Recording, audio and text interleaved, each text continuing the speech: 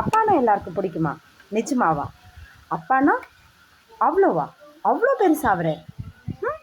எல்லாமே செய்வாங்களா? நான் ஒரு எம்பவர்டு உமன். என்ன தெரியுங்களா? சின்ன வயசுலேருந்து எங்கள் அப்பா எனக்கு எதுவுமே செஞ்சதில்லை.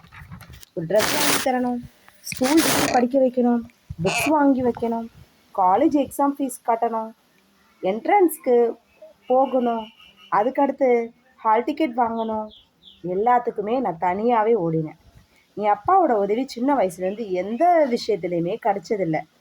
ஏன்னா நான் வாரியராக இருந்தேனா?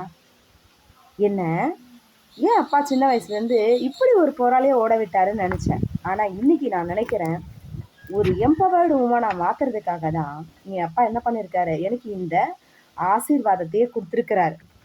புரியுதுங்களா? நான் நினைப்பேன், நம்ம அப்பா எதுவுமே செய்யலைன்னு. ஆனால் தெரியுமா, எல்லா பொண்ணுங்களுக்கும் ஸ்பீன் ஃபீடிங் மாதிரி எல்லாத்தையும் வாங்கி கொடுத்து செய்கிற அப்பாக்களை விட தன்னம்பிக்கை தானாக வளர்த்துக்கிட்டு தனியாக ஜெயிக்கணுங்கிற எண்ணங்களை கொடுத்து எங்கள் அப்பாவோட கடமைகளை நான் செஞ்சேன். அப்போ எனக்கு பொறுப்புகள் ஜாஸ்தியாச்சுல்ல. நான் அப்போ யோசித்தேன், என்னடா நம்ம வாழ்க்கை ஒரு பிரயோஜனமற்ற வாழ்க்கையே. அப்போ கடவுள் சொன்னார், இந்த 2 கண்கள் கொடுத்து உனக்கு பெருப்பாக கொடுத்தாங்கல்ல, உன்னோட அப்பா அம்மாவை கவனின்னு. நான் யோசித்தேன், அப்போ என்னுடைய அப்பா அம்மாவுக்கு அப்போ நான் செய்ய வேண்டிய கடமைகள் நிறைய இருக்கா? சரி, நான் செய்கிறேன். அப்போ யார் என்ன செய்ய முடியும்? ஃபுல் ஸ்கிரிப்டெல்லாம் எடுத்து படிக்க மாட்டாங்க. எனக்கு சுத்தமாக பிடிக்காது. போரிங்க.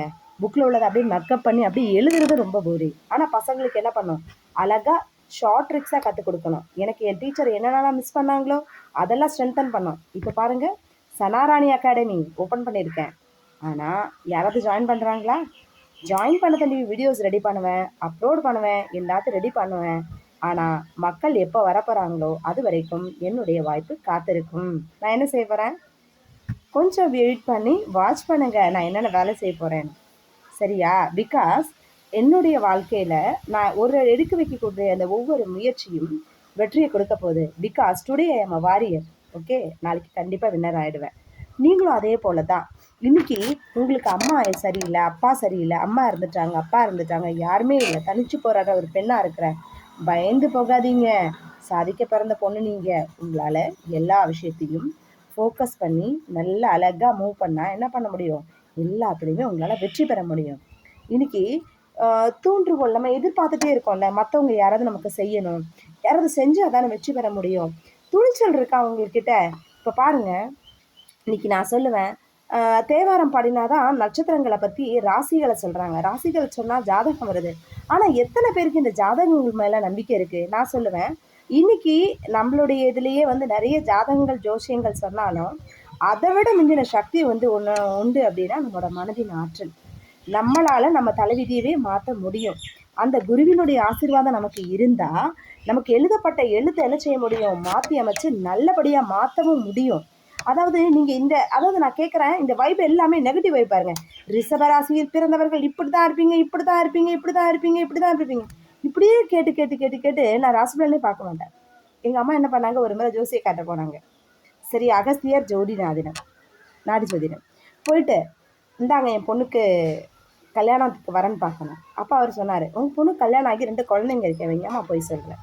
எனக்கு ஒரே சிரிப்பு வந்துடுச்சு. என்னடா இது, ஜோசிக்காரன் எப்படி சொன்னார்? எங்கள் அம்மா அப்போ என்ன பண்ணாங்க, 5000 கேஷ் கட்டி அந்த ஜோசியம் பார்க்க போயிட்டு அந்த 5000 கட்டி முடிச்சாச்சு. ஆனால் அவங்களுக்கு 5000 நான் சொன்னேன், என்ன குருவை நம்பி நான் உட்காந்து இருக்கும்போது நீங்கள் ஏன் ஜாதகத்தை எடுத்துட்டு போனீங்கன்னு. அப்போது குருவை மிஞ்சின ஒரு விஷயம் இருக்குதா இந்த உலகத்தில் அப்படின்னா, அந்த ஸ்ட்ரென்த் ஆஃப் காட்ஸ் பவர் இருக்கிறவங்களுக்கு எந்த ஒரு ஜோசியம் ஜாதகம் எதுவும் பண்ண முடியாது. அவங்கள அப்டக்கல்ஸ் பிரேக் அவுட் பண்ண வைக்கிது அப்படின்னா கூட அவங்க என்ன பண்ணுவாங்க, கண்டிப்பாக சக்ஸஸ் ஆவாங்க. They will not. பாருங்கள், லாஸ்ட் வீக்கில் நான் ஒரு எதிரான ஒரு விஷயத்தை லாஸ்ட்டாக ஒரு வீடியோவில் போட்டு தொலைஞ்சிட்டேன். ரொம்ப ஐ டெப்ரெஸ்ட் பிகாஸ் ஆஃப் தட். அந்த நெகட்டிவ் இம்ப்ரெஷன் எனக்கு கூட வந்துச்சு. அதே மாதிரி, நீ படிக்க மாட்டேன், நீ வேலைக்கு துப்பு இல்லை, அது இதுன்னு நம்மளை பற்றி ப்ளேம் பண்ணிகிட்டே இருப்பாங்க. எஸ், ரியாலிட்டி தான். அந்த ரியாலிட்டி தான் நானும் சொன்னேன். அதுக்காகவே எனக்கு பாருங்கள் 4 நாள் வீடியோ போட முடியல. என்ன அந்த நெகட்டிவ் வேர்ட்ஸுக்கு அவ்வளோ எக்ஸ்பிரஷன் இருக்கா? நான் சந்திக்கிற மனுஷங்க நிறைய பேர் நெகட்டிவ் பீப்புள்ஸ் தான். நம்ம சுற்றி இருக்கிறவங்க நிறைய பேர் நெகட்டிவ் பீப்புள்ஸ் தான். ஆனால் நம்ம நெகட்டிவ் இல்லையே, நம்ம பாசிட்டிவ் தானே. அப்போ நான் யோசித்தேன், I have to give rest. என்ன நடக்குதுன்னு பார்க்கலாம். ஸோ இன்றைக்கி பழையபடி வீடியோ ஆரம்பிச்சிட்டேன். ஏன்னு ஆரம்பித்தேன்னா, இந்த உலகத்தில் அப்பா அம்மாவை சார்ந்திருக்கிறோம், யாரையுமே சார்ந்திருக்காதீங்க. உங்களை நீங்கள் சார்ந்துருங்க. உங்கள் காலில் ஊன்றி நான் ஜெயிக்கணும்னு நினைங்க. அப்படி நீங்கள் நினைக்கும் போது கண்டிப்பாக உங்களை வெற்றி வந்து கண்டிப்பாக தூக்கி மேல் நிலைக்கு கொண்டு போகும். அப்போ நான் அப்பா அம்மா மதிக்க வேண்டாமா? வேண்டான்னு சொல்ல மாட்டேன். அப்பா அம்மா தான் முதல் தெய்வம், கடவுள். சரியா? ஆனால் அந்த அன்பு கூட இல்லாதவங்க எத்தனை பேர்? அவங்களுக்காக தான் என்னோட ஸ்பீச். சரியா? இல்லாதவங்க don't worry, take it as easy. You be a motivator and you be on yourself for your success. Okay?